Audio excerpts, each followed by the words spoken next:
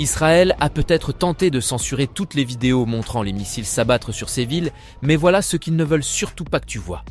Tôt ce matin, l'Iran a lancé sa 11e vague d'attaques. Et cette fois, ils ont sorti une arme qui a tout changé. Au moins 30 missiles ont traversé le ciel en hurlant en direction de Tel Aviv et Haïfa. Mais ce n'étaient pas des missiles ordinaires. Le corps des gardiens de la révolution islamique venait de déployer son arme secrète, les missiles hypersoniques Fatah, contre lesquels les célèbres systèmes de défense israéliens n'ont rien pu faire. Alors que des explosions secouaient la ligne d'horizon de Tel Aviv et que de la fumée s'échappait des zones d'impact un peu partout en ville, les hauts gradés de l'armée israélienne voyaient leur pire cauchemar se réaliser. Le dôme de fer Arrow 2, Arrow 3, des technologies de défense qui ont coûté des milliards, était en train d'échouer de manière catastrophique.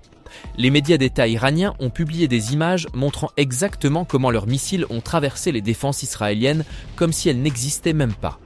Et pendant que les civils israéliens se réfugiaient dans des abris, leur gouvernement a donné un ordre désespéré. Interdiction totale de filmer ou de partager les images des destructions.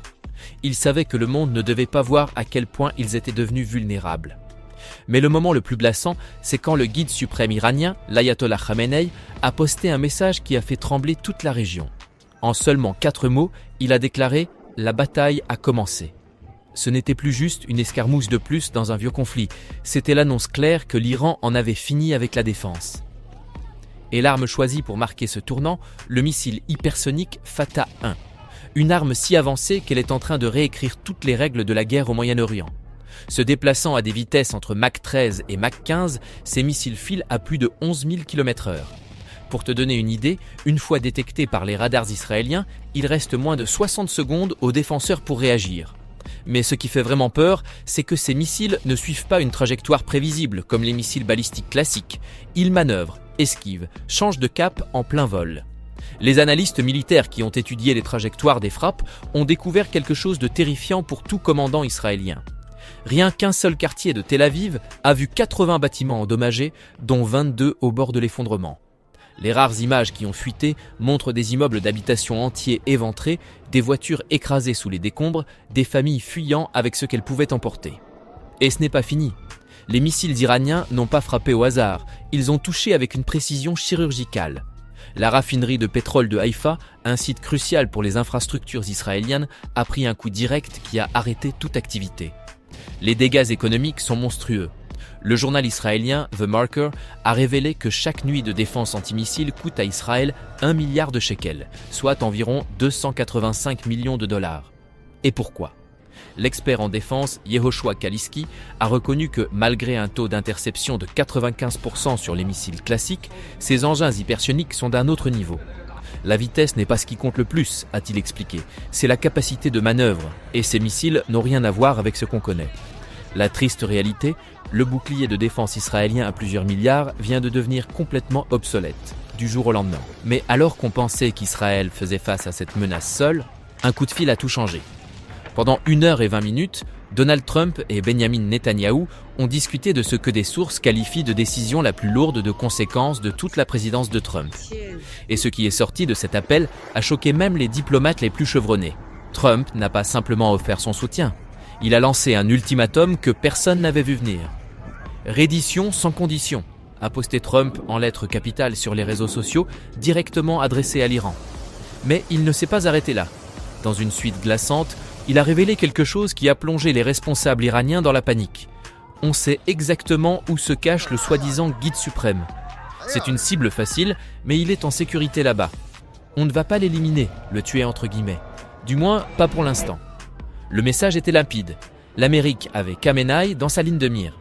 En quelques heures, le Pentagone a commencé à déployer du matériel qui n'avait pas été mobilisé au Moyen-Orient depuis la guerre en Irak.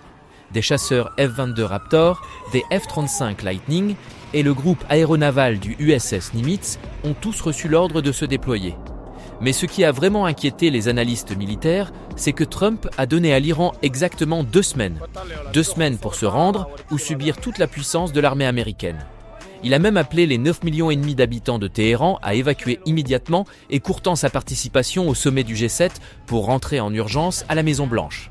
La salle de crise, la Situation Room, est restée active pendant des heures, pendant que l'équipe de sécurité nationale de Trump lui présentait des scénarios de frappe allant d'attaques chirurgicales à quelque chose de bien plus dévastateur. Mais avant d'accepter sans broncher les justifications de Netanyahou pour cette guerre, il faut mettre en lumière un schéma de mensonges qui dure depuis plus de 30 décennies. Parce que cette affirmation selon laquelle l'Iran serait à deux doigts d'obtenir l'arme nucléaire, Netanyahou la répète depuis 1992. Oui, tu as bien entendu. Cela fait plus de 30 ans que le même homme crie au loup sur la même menace. Revenons un peu en arrière. En 1992, alors qu'il était membre de la Knesset, Netanyahou affirmait que l'Iran aurait la bombe nucléaire dans 3 à 5 ans.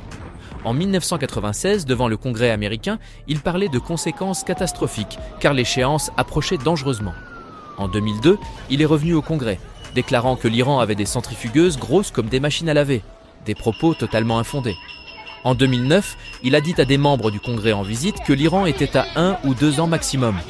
En 2012, il s'est carrément présenté à l'ONU avec un dessin de bombe de dessin animé affirmant que l'Iran était à quelques mois d'obtenir l'arme nucléaire. Et le plus fou, pendant que Netanyahou balance cette propagande depuis 30 ans, ses propres services de renseignement n'arrêtent pas de le contredire. En 2011, le chef du Mossad affirmait qu'une arme nucléaire iranienne n'était pas une menace immédiate. Et cette année encore, la directrice américaine du renseignement national, Tulsi Gabbard, a témoigné que l'Iran avait suspendu son programme d'armement nucléaire depuis 2003. Confronté à ce fait, Trump a balayé d'un revers de la main en disant « J'en ai rien à faire de ce qu'elle dit ». Le schéma est impossible à ignorer. À chaque fois que Netanyahou a besoin de justifier une action militaire, de détourner l'attention des problèmes internes ou de rallier du soutien, il sort le même vieux scénario. L'Iran serait toujours à quelques mois de la bombe, toujours une menace existentielle, et cela nécessiterait toujours une action immédiate. Après 30 ans de mise en garde avec les mêmes délais jamais respectés, faut se poser la vraie question. Est-ce vraiment à propos d'armes nucléaires, ou est-ce que s'agit complètement d'autre chose? Et c'est là qu'on en arrive à la vraie raison derrière l'opération Lion Ascendant. Parce que ça n'a rien à voir avec des armes nucléaires. C'est uniquement une question de survie politique pour Netanyahou. Quelques jours avant de lancer cette guerre, Netanyahou faisait face à une motion de censure qui aurait pu faire tomber son gouvernement. Les partis d'opposition avaient les voix nécessaires, les partenaires ultra-orthodoxes de la coalition se rebellaient, et ses procès pour corruption approchaient à grands pas. Et comme par magie, l'Iran est devenu une urgence opérationnelle immédiate. Mais ce que Netanyahou n'avait pas prévu, c'est le prix de ce pari. Les responsables militaires israéliens reconnaissent aujourd'hui que l'Iran possédait environ 2000 missiles capables d'atteindre Israël. Et même après en avoir détruit plusieurs centaines, plus de la moitié sont encore opérationnels. Pire encore, les sites de production iraniens sont dissimulés dans des bunkers souterrains que les bombes israéliennes ne peuvent pas percer. Seules les bombes anti-bunkers américaines en sont capables, ce qui explique l'implication de Trump. Netanyahou affirme que l'Iran dispose d'assez d'uranium pour fabriquer 15 bombes nucléaires. Mais l'armée israélienne admet en privé avoir peut-être sous-estimé la situation. L'enrichissement pourrait être plus avancé que prévu. Le ton désespéré de Netanyahou en dit long. On ne peut pas laisser ces menaces à la prochaine génération, a-t-il déclaré. Parce que si on n'agit pas maintenant, il n'y aura pas de prochaine génération. Mais de l'intérieur, les militaires décrivent une autre réalité. Ils épuisent leurs missiles intercepteurs à un rythme intenable. Un seul missile Arrow 3 coûte 3 millions de dollars et ils en tirent des dizaines chaque nuit. À ce rythme, les défenses israéliennes pourraient être à sec d'ici 2 semaines. Ce n'est pas un signe de force, c'est une armée au bord du gouffre. Pendant qu'Israël tente désespérément de contrôler le récit avec des ordres de censure, la vérité s'échappe à travers les fissures du blackout médiatique. Et ce qui émerge, c'est une image de dévastation que le pays n'a jamais connue dans toute son histoire moderne. Les missiles iraniens ne visent pas seulement des objectifs militaires. Ils frappent le cœur des villes israéliennes avec une précision terrifiante. À Bat Yam, les secours ont extrait 7 corps d'un immeuble effondré, dont 2 enfants. Les images ayant échappé à la censure montrent des quartiers entiers qui ressemblent plus à Gaza qu'à Tel Aviv. Des rues joncées de gravats, des familles fouillant les débris, et les hurlements obsédants de sirènes qui ne s'arrêtent jamais. Le prestigieux centre médical Soroka à Be'er-Sheba a été touché de plein fouet, forçant des patients à fuir dans les parkings, certains encore reliés à leur perfusion. 40 blessés rien que dans cette frappe, mais selon plusieurs sources, les chiffres réels seraient étouffés. Mais ce n'est pas seulement Israël qui saigne. En Iran, le bilan dépasse désormais 240 morts, avec des familles entières anéanties lors de frappes sur Téhéran. Les F-35 israéliens, ravitaillés par des avions citernes américains, ciblent systématiquement les infrastructures du pays. Le bâtiment de la radio-télévision de la République islamique d'Iran a été frappé en plein direct. Les spectateurs ont vu en direct la présentatrice fuir en courant alors que des explosions secouaient le studio. L'évacuation massive de Téhéran a créé des scènes d'apocalypse. Des stations-service avec 3 heures d'attente, des prix alimentaires qui flambent et des autoroutes saturées de familles fuyant l'avertissement d'évacuation lancé par Trump.